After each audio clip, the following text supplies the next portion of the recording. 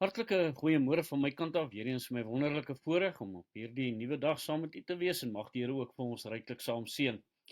Nou hierdie is die Kaapse pelsrop en hierdie babietjies as hulle gebore word, dan weeg hulle omtrent so 5 tot 7 kg en so 60 na 80 cm lank. Nou daarso by die Namibië is die Cape Cross en dit is juis die broeiplekke vir die robbe, een van die grootste in die wêreld, en wanneer hulle daar in broeiseisoen bymekaar is, kan hulle tot 210.000 van hierdie robbe bymekaar wees.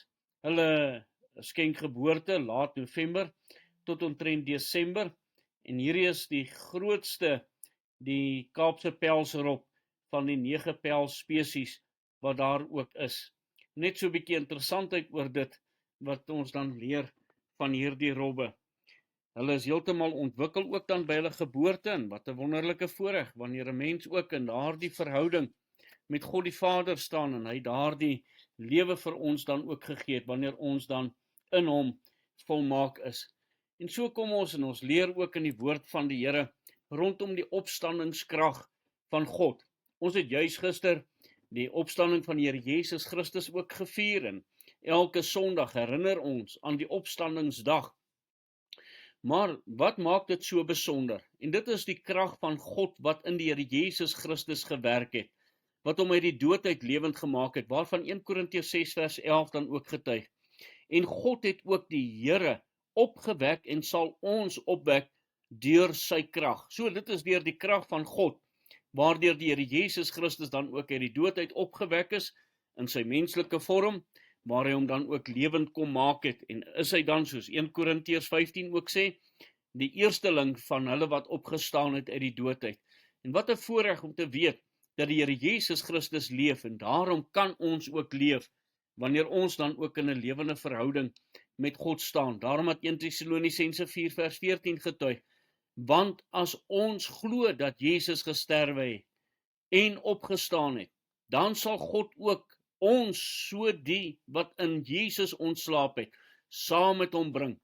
Dis wil die Here dan ook vir ons deur hierdie skrifgedeelte ook kom leer, in 1 Tessalonisense 4 vers 14, hulle wat in die Here Jesus Christus is, hulle wat 'n lewende verhouding met die Here Jesus Christus, want ons wat glo dat Jesus gesterf het, en dan ook wat in die Here Jesus ontslaap het.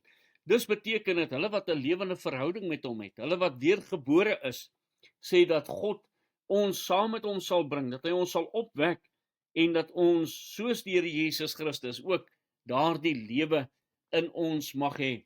Wat 'n voorreg om daarvan te kan getuig, as hy dan ook sê, want ons weet dat hy wat die Here Jesus opgewek het, ons ook deur Jesus sal opwek, en saam met julle voor hom sal stel.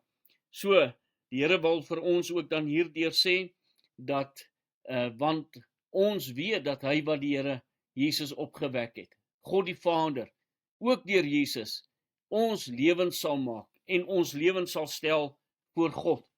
Daarso by sy wederkoms, wanneer ons dan ook uit die grafte sal opstaan, en hulle wat in die lewe oorgebly het, saam met hulle wat in die grafte was, die Here Jesus Christus tegemoet sal gaan in die lig.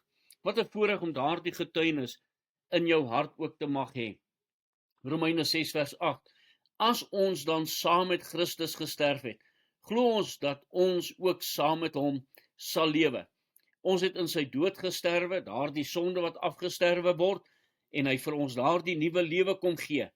En daardie lewe werk nou al reeds in ons, daarom dat hy praat van die ewige lewe, wat God vir ons dan ook wil gee. Deur daardie krag en daardie opwekkingskrag van God, waardeur hy dan daardie lewe nou al reeds in ons kom werk.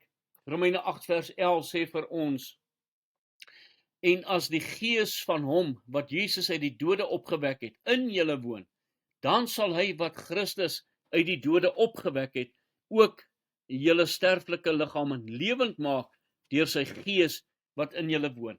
Liewe toerder, ek wil vir u vra, het jy 'n lewende verhouding met God? Het jy die getuienis, soos Romeine 8 vers 16 sê, die Gees self getuig saam met ons gees, dat ons 'n kind van die Here is? Het jy daardie getuienis?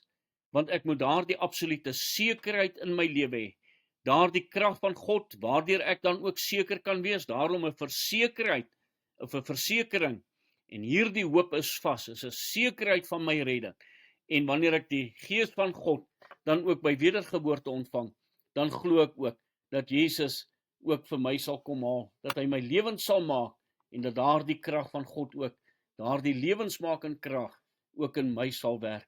Mag die Here genade skenk, kom ons bid saam. Dankie Here dat U vir ons wedergeboorte skenk, en daardeur ook die ewige lewe, en hierdie lewe werk nou al reeds in ons eer U daarvoor. Amen.